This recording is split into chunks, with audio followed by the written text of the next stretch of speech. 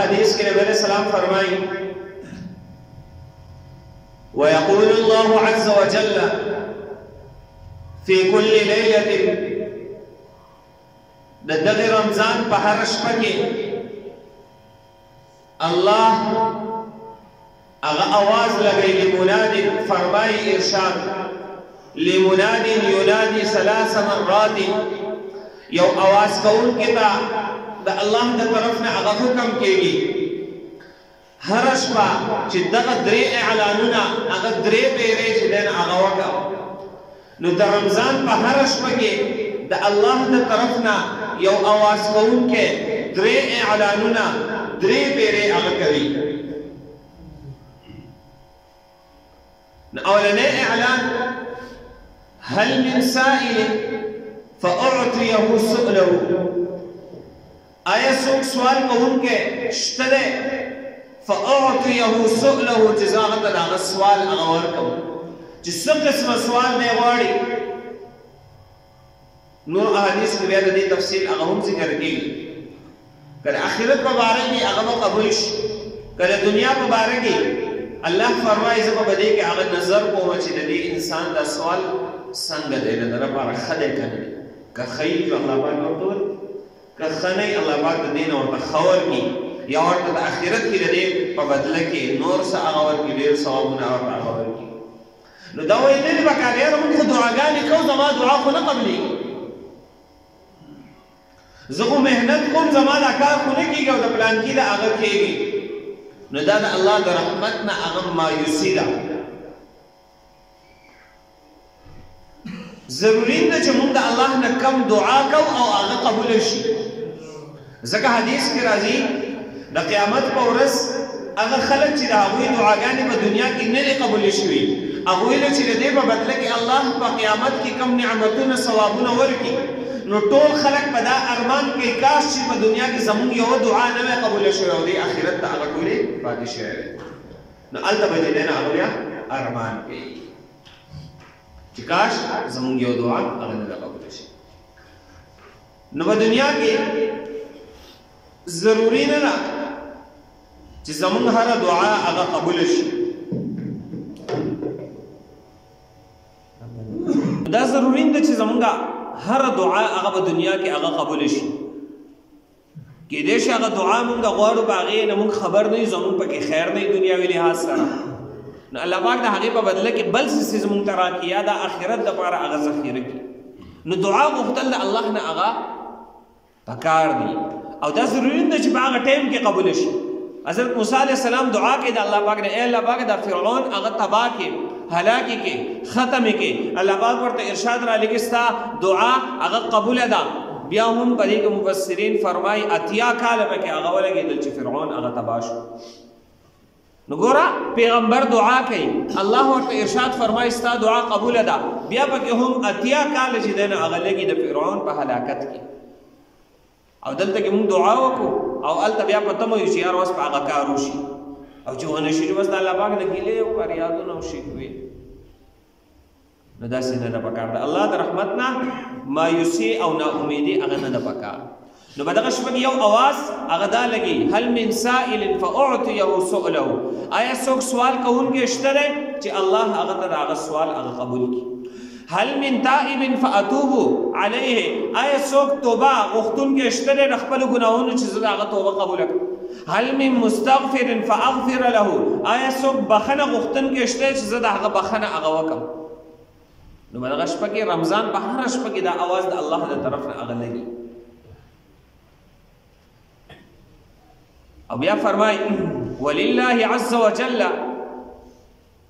فی کل لیلة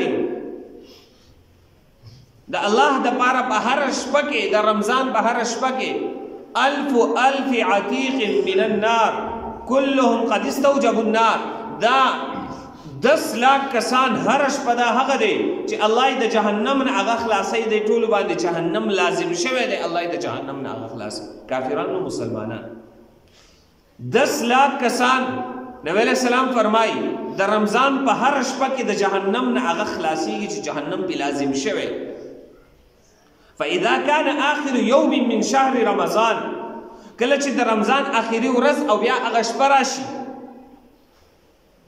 اعتق الله بقدر ما اعتق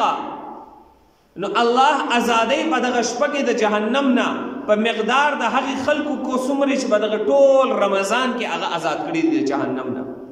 نو که 10 روزې شي په هره شپه کې 10 لاک کسان شي نو 10 لاک له چې هغه په 30 کې ضرب ورکړي نو کالکولیټر دغه حساب هغه نه راځي وختي په ما حساب کو کالکولیټر ایرر خو چې دا حساب صحیح نه راځي دومره لوی حساب چې حساب کو کې تقریبا 3 کروڑ کسان راځي 10 لاک چې په 30 کې ضرب ورکړي 3 کروڑ نو رمضان دا صرف اخرنۍ شپه کې دا 3 کروڑ او در اخرنۍ شپې پورې 3 کروڑ چې دن هر شپه کې 10 لاک دغه جدا دي نو دا ټوټل څو شو 6 کروڑ کسان دا په رمضان کې الله د جهنم نه هغه خلاصي هغه کسان چې جهنم په لازم شوی دي او د الله رحمت د دین امت سي ده د دین هم زیات هغه آزادول شي دا خو په حدیث کې نبی رسول الله دغه تعداد ښودلی نو دومره الله په خپلو بندګانو باندې رحم کوي مهربان وي په دغه میاشت کې چې 6 کروڑ کسان هغه د جهنم د عذاب نه هغه خلاصيږي په دغه رمضان کې او هغه بل حدیث کې نبی رسول الله ورپسې فرمایي من فطر صائما چا چې په دغه رمضان کې په یو روزدار باندې اگر روزه ماته کړله کان مغفرة لذنوبه دا د دغه ګناهونو هغه بخشش شو وعتق رقبته من النار او د ازادي شو د جهنم نه او د دغه لپاره وکانه له مثل اجره او د دغه لپاره دومره اجر دی څنګه چې د هغې روزهدار اجر دی په چا چې د روزه ماته کړې د څومره ثواب چې هغه ته میلاویږي دته د هغې په مقدار د هغه ثواب هم میلاویږي من غیر ان ينقص من اجره شیء بغیر د دې نه چې د هغې کس په ثواب کې څه کمی راشي یعنی د هغه په ثواب کې هیڅ کمی هم نه راځي خو دا په چا چې روزه ماته کړې د هغه ته چې څومره ثواب د دې روزې میلاو شوی دی د هغه سره سره دته هم دا ثواب چې دی هغه میلاو شو نو څو ثوابونه شو یو خو د هغه د روزې ثواب شو یو د ګناهونو بخشش شو ګناهونه پې معاف کېږي بل عتق رقبته من النار د جهنم نه خلاصېږي دا درې فضیلتونه دا په څه باندې میلاویږي من فطر صائما چا چې په یو روزهدار باندې روزه مات کړه نو صحابو تپوس وکړو قالو یا رسول الله یا د الله رسوله لیس کلنا یجد ما یفطر الصائم په مونږ کې خو هر سړی داسې نه دی چې په یو روزهدار باندې پوره خوراک وخوری او هغه موړ ګوره صحابه و هغه دور هغه د تنګۍ دور او بیا هم د هغو سره دومره فکر دی چې اوس دا ثواب به مونږ څنګه حاصلوو لکه زما خو اوس نه کېږي چې زه به یو روزهدار خوراک وکړم پوره یې موړ کړم خو دا ثواب به څنګه حاصلوم نو د نبي علیه سلام نه تپوس کوي نن سبا خو د هر سړي وس کېږي چې دا 5 کسان هغو باندې خو د ده وس کېږي خو دا غم نه چې یاره زه به څنګه دې روزهدار باندې هغه روزه مړه خېټه خوراک وکړم چې دا ثواب ما ته هغه هم میلاو شي دا هېڅ غم نشته نه د غریب تپوس شته د هر سړي وس کېږي که دومره وس نه وي د روژه ماتې وس خو کېږي که نه نه صحابو تپوس وکړو ای د الله رسوله په مونږ کې خو هر کس داسې نه دی چې په یو کس باندې پوره خوراک وخورئ نو نبی علیه السلام ورته وفرمیل یعطي الله هذا الثواب الله دا ثواب هغې کس ته هغه هم ورکوي چې هغه په یو روزهدار باندې یوه خرمه هغه وخورئ په یوه خرمه د ده په خرمه باندې هغه روژه ماته کړي او شربت ماء یا د اوبو هغه یو ګوټ وله ورکړي او مذقت لبن یا د پیو یو ګوټ وله ورکړي چې یاره دا پی واخله په دې روژه ماته که دا خرمه واخله په دې روژه ماته که دا اوبه واخله په دې باندې روژه ماته که دا یا شربت واخله د کوم څیز چې په دا هغې باندې روژه ماته کړي د هغه ثواب ده ته هم میلاو شو هغه ته هم میلاو شو او د ده ګناهونه هم معاف شو د جهنم نه هغه هم خلاص شو داسې مخکې ذکر شو 6 کروڑ کسان د جهنم نه خلاصېږي نو ده خو پکې خپل نوم ولیکو ده پکې خپل نوم هغه ولیکو نو چې مونږه هغه د روژه دا ضروري ده چې یو روژهدار هغه مالدار دی چې هغه له بس نه ورکوو نه هغه له هم څه ورکړه یاره مالدار دی بس څه وله ورکړه یاره چې ستا به د خرمه روژه ماته کړي چې تا ته ثواب میلاو شي هغه به تعالی ګوره آسان یو خو اصل خبره خدا ده چې د غریب سره ښه وکړو اصل څیز خدا ده خو که موږ آلرډي د غریبانانو سره ښه کړي او بیا ووایو چې یاره دا ثوابونه ښه ډېر راسي نو چې یو دوه کسان ناسي یاره ته زما به دې خورما باندې روژه ماته کړه زه به ستا به دې خورما روژه ماته کړه نو د هغه ثوابونه تا ته هم میلاو شو او ستا سره خپل هم دي او دا ستا هغه ته هم میلاو شو خپل دي هم دي او هغه ته نو ډبل ثوابونه شو او د دې سره سره د جهنم نه خلاصې او د دې سره سره د ګناهونو معافي ګوره دا خبرې مونږ ته څوک راښیي هسې په دې کې یو هټ کر خبره ده دا خبرې مونږ ته چې دی نه هغه ملا راښیي څوک راښیي ملا راښیي او ملا ته یې څوک ښیي احادیثو کې اوس زه یو عام کس یم زه په احادیثو نه پوهېږم زه د احادیثو کتاب راوالم زه پکې نشم لوستلی خو دا به ما ته څوک راښیي دا به ما ته یو عالم راښیي خو چې زه په میډیا کې لګیا یم او په دغه عالم پسې کنځل کوم د دغه عالم د سر سره د خر سر چې دی نه هغه لګومه په دغه عالم پسې قسمه قسم کنځل کوم نو دغه عالم خو زما خیرخوا دی دی خو ما ته زما دین راښایي دی خو ما ته دا راښایي چې الله به دې څنګه بخي دی خو ما ته دا طریقې راښایي چې ثوابونه به څنګه حاصلې دی خو ما ته دا طریقې راښایي چې په الله باندې به ځان څنګه بخي دی خو ما ته دا طریقې راښایي چې خپل ګناهونو بخشش په هغه څنګه غواړې د جهنم نه به ځان څنګه خلاصې نو بیا څه شوي دی چې زه په میډیا کې هغه د دغې عالم پسې هغه کنځل کوم قسمه قسم هغه پروپیګنډې کوم برابره خبره ده که هغه یو عام کس پسې پروپیګنډه کوي او که د یو ملا په جامه کې یو سړی راپاسي او ملان چې دی نه هغه بدناموي دا ټول چې دی نه هغه بیا برابر بهرحال دا خو یو جمله معترضه نو خبره څه پورې د جهنم نه خلاصې ګناهونو معافی او د بل د روجې ثواب هغه حاصلول نو دا نبی علیہ السلام ته دا طریقه راښودلې ده بیا نبی علیہ السلام فرمایي دا داسې میاشت ده وهو شهر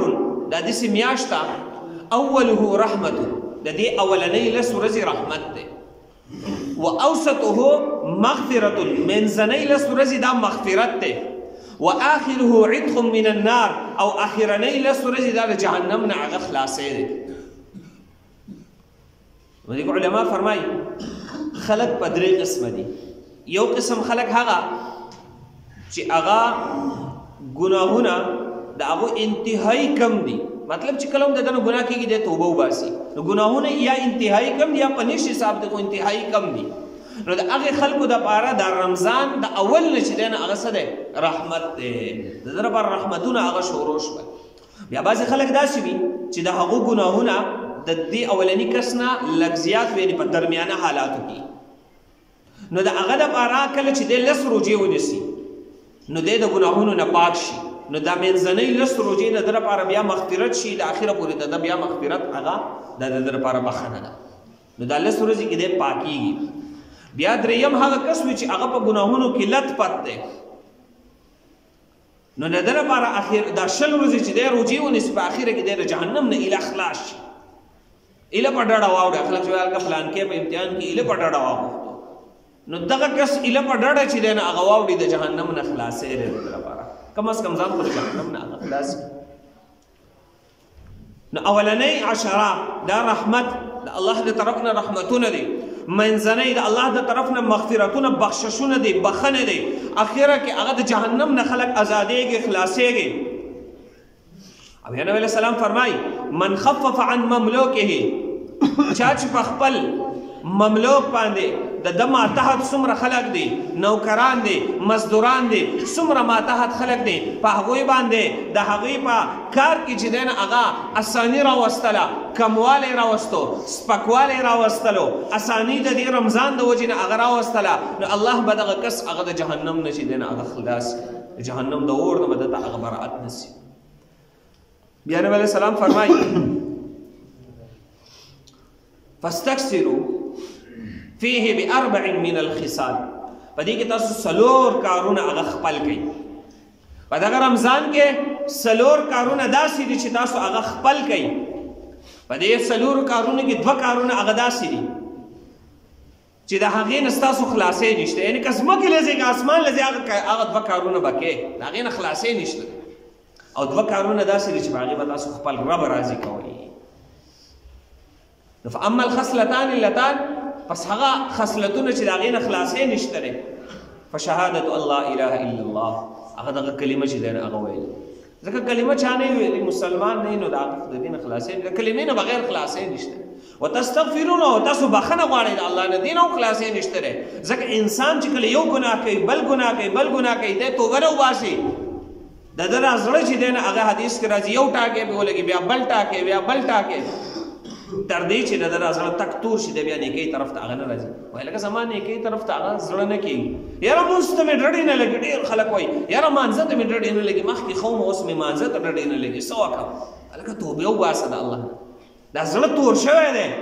دا زړه په ګناهونو تک تور شي، دی ته بیا نیکي طرف ته هغه دهان نه کېږي. د ده سوچ بیا ټول ګناهونو طرف دی، هر ټیم د ګناه سوچي. نو استغفار هغه ډېر ډېر هغه وغوښتل. حضرت موسی علیہ السلام، اللہ پاک مشکات شریف حدیث دے، ابو سعید خدری رضی اللہ عنہ فرمائی حضرت موسی علیہ السلام، نبی علیہ السلام فرمایل حضرت موسی علیہ السلام الله پاک نه دعا وکړه، الله ما ته یو داسې وظیفه وښیي چې هغه زه زیاته کوم او تا پې یادوم. الله پاک ورته دا کلمه وایي لا اله الا الله. موسی علیہ السلام الله دا کلمه خو هر سړی وایي، ما ته یو خصوصي وظیفه وښیه. نو الله پاک ورته وحی وکړه، اے موسی دا داسې یو کلمه ده، دا ځمکه چې څومره ده او په دې کې څومره اشیا دي، او دا اسمان په دې کې چې څومره هغه مخلوق ته فرشتې، دا د تلي په یو طرف کې هغه کېښودلی شي او دا کلمه په بل طرف کې کېښودلی شي، دغه کلمه به دې هغه درنه شي. د دې وزن هغه دومره زیات، دا دومره وزنداره کلمه ده، دا کلمه زیاته وایه، دا خصوصي کلمه هم ده او دا عمومي کلمه هم ده، عام هم ده. او استغفار نه خو خلاصې نشته دی. او هر دوه هغه خبرې چې په هغې به تاسو خپل رب هغه راضي کوئ، د الله نه جنت غواړئ، د جهنم نه پناه غواړئ. تاسو چې کله د الله نه جنت غواړئ او د جهنم نه پناه غواړئ، الله به ستاسو نه په دې دعا باندې هغه راضي کېږي. دا څلور کارونه په دغه رمضان کې هغه خپلول پکار دي.